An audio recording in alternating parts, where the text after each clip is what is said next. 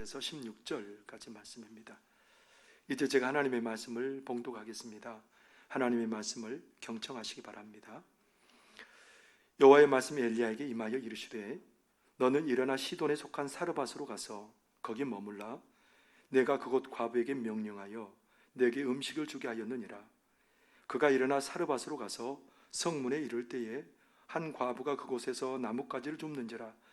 이에 불러 이르되 청하건대 그릇에 물을 조금 가져다가 내게 마시게 하라.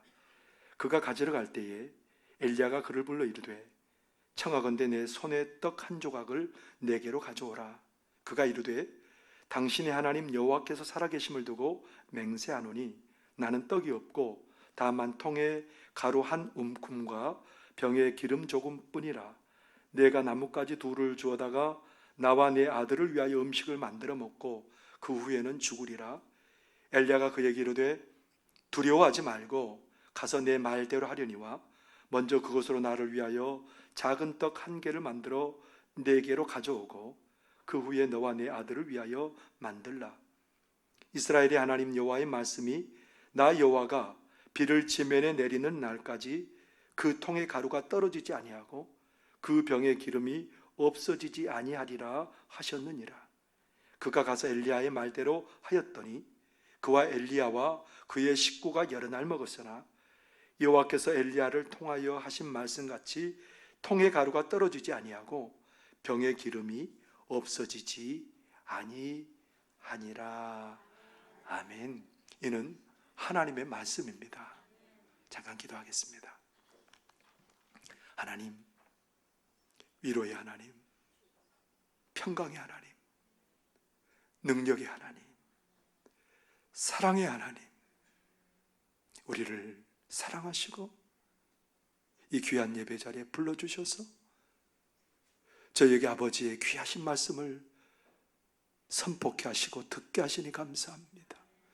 우리 아버지의 말씀이 들려질 때에 메마른 심령이 물된 동산 같게 되는 역사가 일어나게 하여 주시고 저들의 심령이 예나감에서 벗어나서 강하고 담대케 되는 역사가 있게 하여 주옵소서.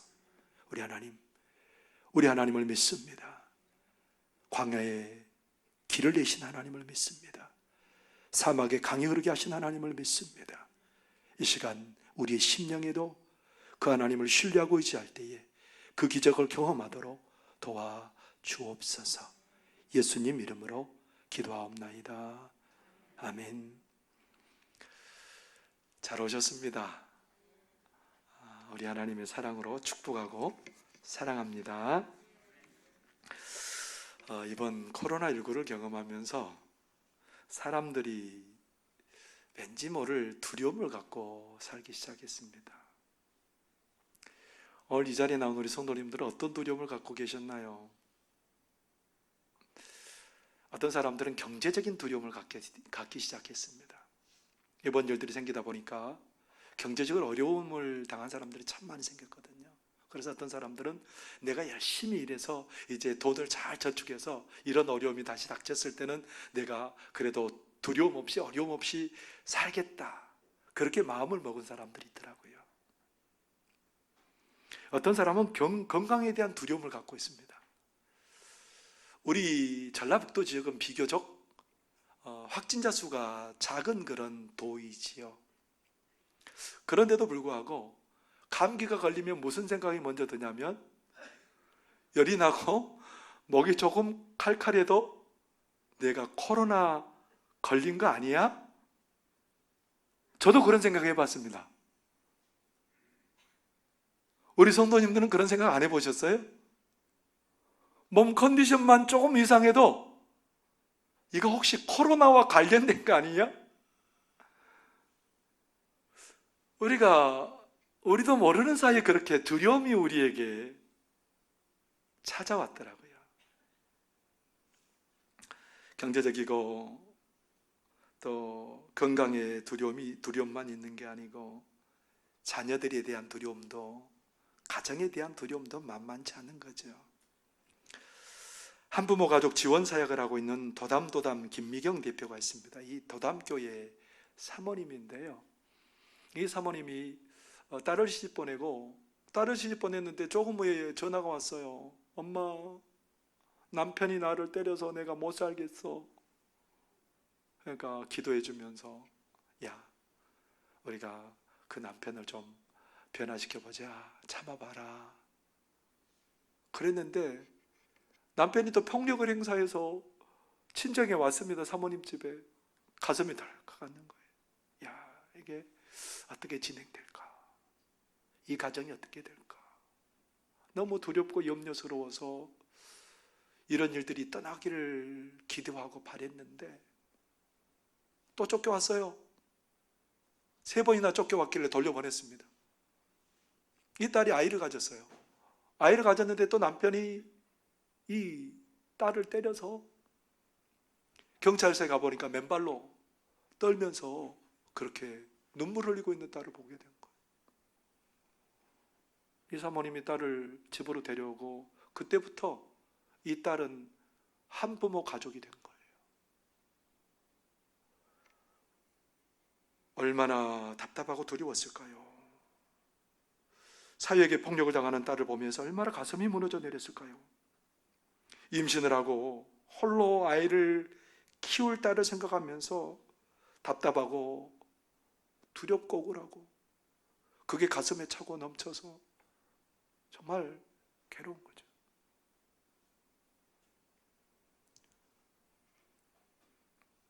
그런데 그런 한부모들이 참 많답니다.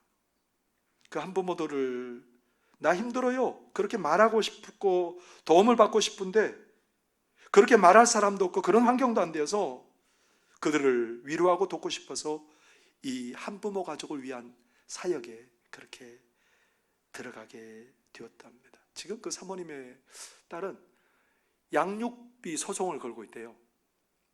헤어졌으면 양육비를 좀 해줘야 되잖아요. 근데 많은 한부모 가족들이 양육비를 못 받고 그게 강제적인 조항이 없어서 그렇게 못 받아도 별로 강제할 수 있는 그런 게 없답니다. 그래서 그런 것들을 위해서 지금 한참 여러 가지로 애를 쓰고 있답니다. 여러분, 두려움은 우리 인생의 순간순간 부딪히는 문제잖아요. 참 우리 가운데 두려움 없이 사는 날이 얼마나 될까요? 오늘은 평안해도 왠지 두려운 게 우리 인생이잖아요. 오늘 두려움에 사로잡힐 수밖에 없는 그런 인물들을 성경을 통해서 만나게 됩니다. 당시 북쪽 이스라엘의 임금은 아합입니다. 이 아합 임금은 이방 나라 시돈이라는 나라의 공주를 이세벨이라는 공주를 아내로 삼았습니다. 이 시돈이라는 나라는 바알과 아세라를 주로 숭배하는 그런 이방 지역이에요. 그런데 이 이세벨이 왕비가 되었는데 이스라엘 땅에도 무슨 신앙을 조장해 놓냐면 바알과 아세라를 섬기는 그 우상들을 세워놓고 우상을 섬기는 그 사제들을 세워놓고 그렇게 해서 나라를 온통 우상으로 물들어 버립니다. 백성들이 그렇게 말해요. 여러분, 바알과 아세라를 섬기면 비도 제때 자라고요. 그리고 곡식도 많이 거둘 수 있고 풍요롭게 살 수 있고 짐승도 새끼를 잘 낳고 그럴 겁니다. 그러니까 백성들이 마음이 혹해가지고 그러면 믿어야죠. 이스라엘 임금 아합도 백성들도 온통 이제 우상에 빠져 있어요. 근데 하나님의 선지자 엘리야가 왕 앞에 딱 서가지고 하는 말이, 왕이여, 내가 앞으로 별다른 말이 없으면 이 땅에 이슬도 내리지 않고 비도 안 내릴 겁니다. 그렇게 선포를 하는 거예요. 얼마나 건방져요? 국가 신책에 방해를 하는 거고 나라의 저주를 퍼붓는 거지. 그래서 이 아합 임금은 엘리야를 제거하기로 마음먹은 겁니다. 이것을 피해서 엘리야는 도망가요. 얼마나 불안합니까? 그리 시냇가로 가라. 가서 그 시냇가에 가서 이제 물을 먹고 있는데 까마귀가 날마다 날아와가지고 떡과 고기를 물어다 줘요. 근데 시내가 말라버렸습니다. 어디로 가야 될까요? 하나님께서 엘리야야, 바알과 아세라를 섬기는 심장보로 네가 가라. 거기가 어디라 그랬어요? 시돈 땅이에요. 시돈 땅에 사르밧으로 가라. 사르밧으로 발걸음을 옮기게 되었답니다. 가보니까 한 여인이 뭘 하고 있냐면 나뭇가지를 줍고 있는 거예요. 그래서 이 아합이 죄송합니다. 이 엘리야가 그 여인에게 말합니다.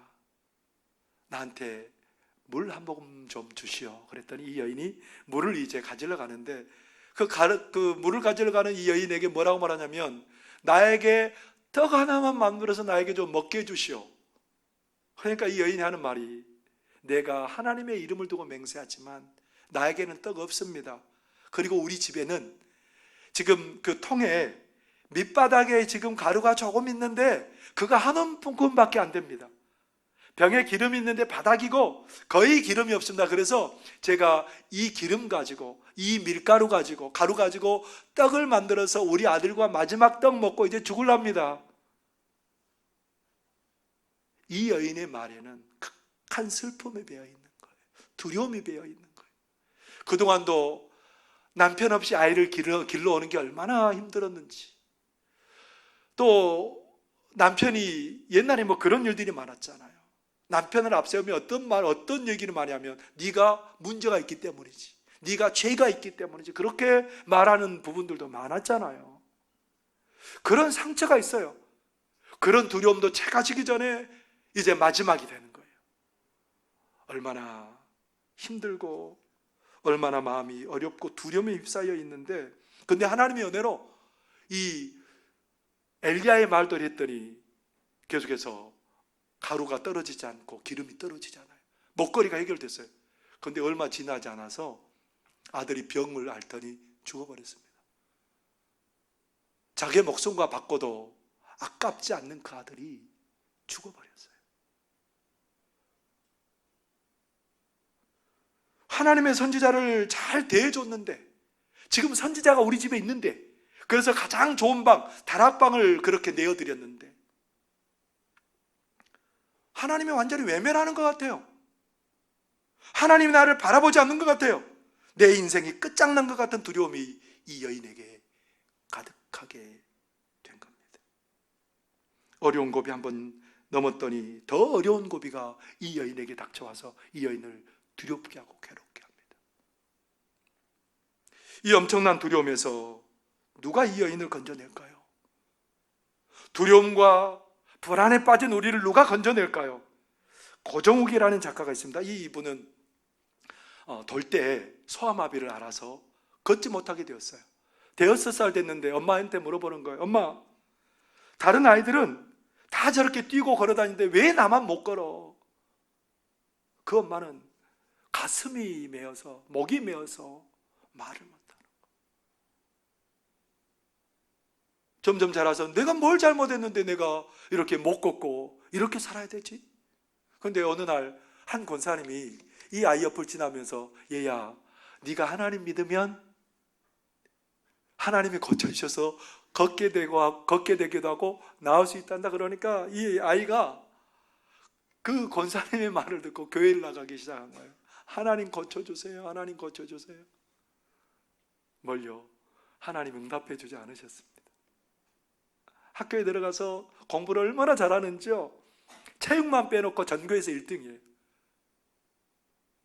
그런데 의대에 원서를 써서 그랬더니 의대에서 안 받아줘요. 당신 같은 장애인은 받을 수 없습니다. 안 받아줘요. 나중에 국문과에 가서 박사학위를 받고 교수가 되고 싶은데 학교에서 안 받아줘요.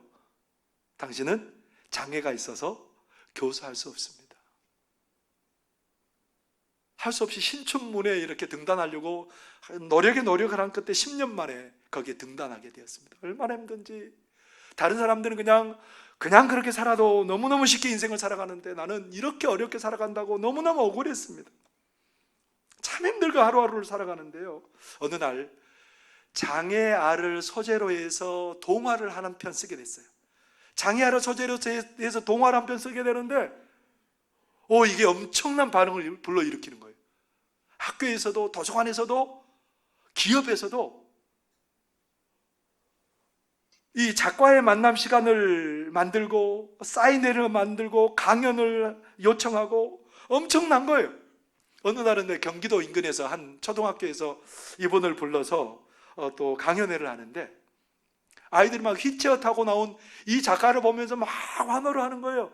말 한마디 할 때마다 이 아이들이 막 격한 반응을 보이는 거예요. 그래서 마음도 너무너무 뿌듯하고 집으로 돌아오는데 이런 말씀이 생각나는 거예요. 공중의 새를 보라. 심지도 않고 거두지도 않고 창고에 모아 들이지도 아니하되 너희 하늘 아버지께서 기르시나니 너희는 이것들보다 귀하지 아니하냐. 이 말씀이 그 작가의 마음에 와닿고 막 비오듯이 눈물이 쏟아져요. 차를 한켠에 대놓고 막 감동하고 감격해서 눈물을 쏟으면서 그가 느끼는 게 뭐냐면, 평생의 가슴 속에 억울함을 품고 살았던 건 잘못된 거였다라는 거예요. 그는 그런 고백을 합니다. 하나님은 자기를 너무너무 귀하게 여기셔서 한순간도 놓치지 않고 보살펴 오셨다라고 고백해요. 이 장애를 주신 이유는 하나님께서 장애를 가진 사람들의 마음을 사람들에게 알려주고, 장애를 가진 이에게 하나님이 어떤 마음을 품고 계시는지를 알려주기 위해서 자신을 써주셨다고 그렇게 고백해요. 그래서 그가 30년 동안 사는 동안 책을 294권을 편했답니다. 그리고요, 작년에만 해도 350회가 넘는 강연을 다녔고요, 10권이 넘는 책을 출간했답니다. 생각도 안 했어요. 자기가 가진 재능보다, 자기가 가진 능력보다 훨씬 더 넘치게 하나님께서 역사해 주셔서 그 놀라운 일을 감당하게 하셨습니다. 그래서 그에게 떠오른 말씀이 있어요. 무슨 말씀이 떠올랐냐면, 그때 저는 자는 사슴같이 뛸 것이며 말 못하는 자의 혀는 노래하리니. 이사야 35장 6절 상반절의 말씀이 그에게 떠오른 거예요. 하나님 감사합니다. 저와 같이 걷지 못하는 자를 사슴같이 뛰게 해주셔서 감사합니다. 그는 그런 고백을 해요. 하나님 나를 사슴같이 뛰게 하시는 분입니다. 오히려 하나님이 계시기 때문에 장애는 나를 복되게 하는 도구가 되었습니다. 그는 하나님 때문에 장애가 두려움이 아니라 하나님의 복을 마음껏 누리게 되는 그런 계기가 되었답니다. 사랑하는 성도 여러분, 우리 하나님은 우리의 연약함에 우리를 가둬두시는 분이 아니에요. 우리 하나님은 우리를 두려움 속에 내버려 두는 분이 아니에요. 우리 하나님은 우리의 연약함과 우리의 부족함을 강함되게 하시고 풍성함되게 하시는 분이 우리 하나님인 줄 믿으시기를 바랍니다. 우리 하나님은요, 한 소년이 바친 보리떡 5개와 물고기 2마리로 장정만 해서 5,000명도 먹이고 남는 능력의 하나님이세요. 그 하나님이 있는 한 우리는 두려움과 연약함이 문제가 될 수 없다라는 거예요. 그 하나님께서 오늘 순간순간 두려움에 사로잡히고 염려하고 걱정하는 우리들에게 말을 걸어오십니다. 너의 얼굴을 들어 나를 바라봐라. 네 얼굴을 들어라. 나를 바라봐라. 하나님의 말씀은 자꾸 우리에게 그것을 보여주기를 원합니다. 세상 염려와 걱정에 두려움에 빠져있는 우리에게 자꾸 하나님께서는 나를 바라보라는 거예요. 오늘 사르밧 과부가 얼마나 큰 두려움에 사로잡혀 있는지 몰라요. 사르밧 과부가 살아가는 곳이 어디냐면 바알과 아세라를 숭배하는 그 근원지인 시돈과 두로의 중간에 있는 거예요. 그곳에 하나님이 계실까요? 그곳에도 하나님의 은혜가 있을까요? 근데 하나님의 은혜가 전혀 닿지 않을 것 같은 그곳에도 하나님의 은혜는 강물처럼 그곳을 흘러 지나가고 있었다는 겁니다. 하나님께서 엘리야를 보내셨어요. 엘리야를 보내서 이제 바닥을 보이고 있는 그 가루 한 움큼, 바닥을 보이는 그 기름, 그것 가지고 떡 해먹고 마지막에 이제 아들과 함께 죽으려고 하는데, 나에게 떡 가져오시오. 그리고 나중에 그 가루가 떨어지지 않을 것이요, 기름이 닿지 않을 것이요. 순종했습니다. 안에 바알과 아세라를 섬기는 그 지역에서 하나님의 사람의 말을 듣는 게 쉽지 않은 얘기잖아요. 근데 하나님께서 믿음을 주셨어요. 순종하게 하셨어요. 어떤 일이 벌어지냐면 가루의 통에 가루가 떨어지잖아요. 기름병에 기름이 떨어지잖아요. 어떤 일이 벌어졌냐면 그의 친척들까지 데려와서 음식을 나눕니다. 그런 일이 벌어지리라고는 꿈에도 생각하지 않았어요. 하루 이틀, 사흘, 열흘 어떤 마음이 들어요? 처음에는 막 너무너무 감격했는데 하루 이틀 되다 보니까 뭐가 어때요? 당연하지 뭐. 그거 먹는 거 뭐 당연하다고 생각해요. 근데요, 그렇게 은혜를 잊어버리고 당연하다고 생각하는 그 시점에 어떤 일이 벌어지냐면 자기의 목숨과 같이 여긴 아들이 시름시름 앓기 시작하는 거예요. 그 아이가 죽었어요. 이 여인이 뭐라고 엘리야에게 부르짖냐면 당신 때문이에요. 당신 때문에 내 죄가 생각난 내 죄를 통해서 하나님이 나에게 이렇게 벌을 내리신 거예요. 그 여인이 생각한 하나님 어떤 하나님이냐면 잘못을 드러내고 벌을 주시는 그런 분이라고 그렇게 생각하는 거예요. 하나님이 그런 분일까요? 엘리야가 그 아이를 안고 다락방으로 올라갑니다. 그래서 그 아이를 자기 침대에 누워놓고 3번이나 그 아이 위에 몸에 그렇게 엎드리고 하나님께 부르짖습니다. 하나님, 이 아이의 혼으로 몸으로 돌아오게 해주십시오. 살려주십시오. 근데 아이가 살아납니다. 이 여인에게 줍니다. 그러니까 이 여인이 얼마나 놀랐을까요? 오늘 17장 24절에 보면 이 여인이 그런 고백을 합니다. 여인이 엘리야에게 이르되 내가 이제야 당신은 하나님의 사람이시요 당신의 입에 있는 여호와의 말씀이 진실한 줄 아노라. 이제 내가 당신의 하나님을 나의 하나님으로 믿고 섬기겠습니다. 이 고백이에요.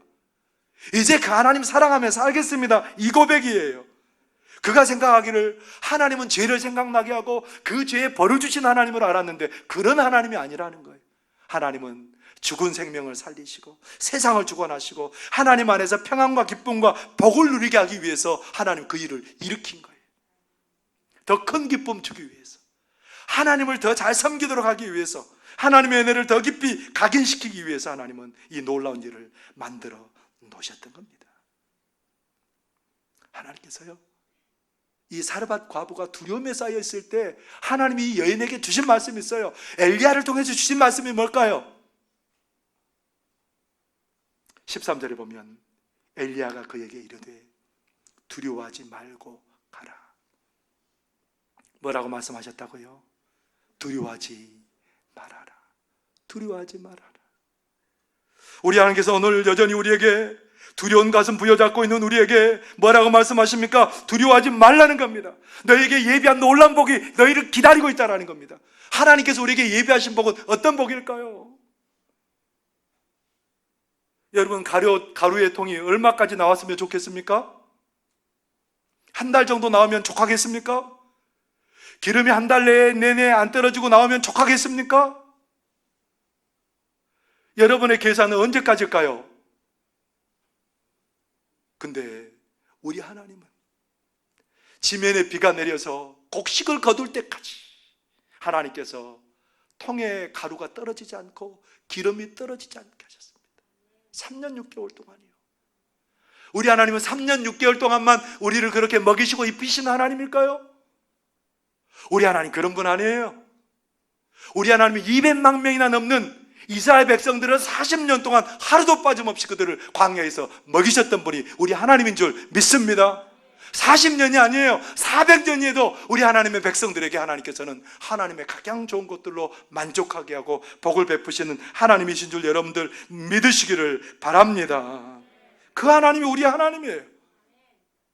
그 하나님 때문에 우리는 두려움이 아니라 그 하나님을 기대함으로, 그 하나님을 바라봄으로 놀라운 복과 은혜를 경험하는 저와 여러분의 삶이 되시기를 바랍니다. 그 하나님이 계시기 때문에 우리에게 그렇게 말합니다. 고개 들어 나를 봐라. 두려워하지 말아라. 하나님을 바라볼 때에, 하나님 의지하게 될 때에 두려움은 기쁨으로 바뀌어질 줄 믿습니다. 두려워하는 마음을 우리에게 주시는 하나님의 마음이 아니에요. 하나님 우리에게 두려운 마음이 아니라 평안을 주시고 기쁨을 주시고 즐거움을 주시는 그런 하나님인 줄 믿으시기를 바랍니다. 사랑하는 성도 여러분, 두려운 상황 속에서도 하나님 바라보는 거예요. 하나님, 우리에게 두려움이 참 많잖아요. 내 삶이 어떻게 될까 두려움이 있습니다.